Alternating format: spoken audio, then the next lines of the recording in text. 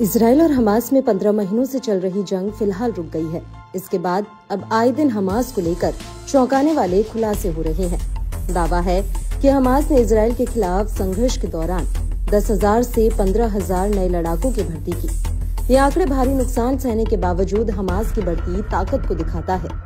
Report के मुताबिक अमेरिकी खुफिया एजेंसियों ने लगातार हमास के बम्पर भर्ती अभियान की बारीकी से निगरानी की है, जिससे जाहिर होता है कि हमास अपने खाली हो रखी रैंकों को फिर से भरने में सक्षम है, जो इजराइल के लिए लगातार चिंता का सबब बना हुआ है। ये खुलासा बाइडेन प्रशासन के अंतिम हफ्तों के दौरान जारी किए गए खुफिया अपडेट से हुआ है। न्यूज एजेंसी रॉयटर्स की भी माने तो हमास ने सफलतापूर्वक अपने सदस्यों की संख्या बढ़ाई है। नए भर्ती अभियान में अधिकतर युवा हैं, जिनमें ट्रेनिंग की भी कमी साफ तौर से झलकती है। बावजूद इसके हमास कम समय में फिर से खुद को खड़ा करने में जुटा हुआ है, जो वाकई इजराइल और पश्चिमी देशों के लिए बुरी खबर से कम नहीं है। वहीं अब युद्ध विराम होने से हमास इस संख्या को और कई गुना बढ़ा सकता है।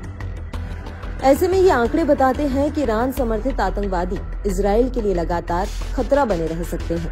इससे पहले बीते 14 जनवरी को पूर्व अमेरिकी विदेश मंत्री एंटनी ब्लिंकन ने कहा था कि हमास ने लगभग उतने ही लड़ाकों की भर्ती की है जितने उसने इजराइल के खिलाफ गाजा में खोए हैं। उन्होंने चेतावनी दी कि ये स्थायी विद्रोह और लगातार युद्ध लड़ने का एक तरीका हो सकता है, हमास की रणनीति का हिस्सा हो सकता है।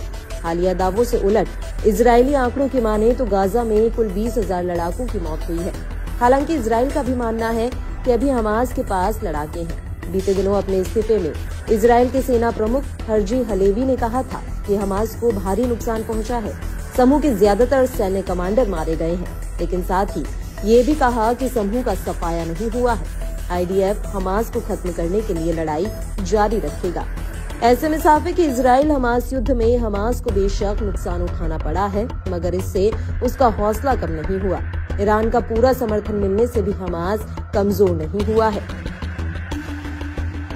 वहीं हमास की बंधकों की रिहाई के दौरान के वीडियो पर नजर दौड़ाएं तो देखा जा सकता है कि हमास लड़ाके संख्या बल के हिसाब से बड़ी संख्या में अभी भी मौजूद हैं। लड़ाकों का मुस्तैदी से गाजा में घूमना ये दिखाता है कि इजरायली हमलों का उस पर कोई खास असर नहीं पड़ा है।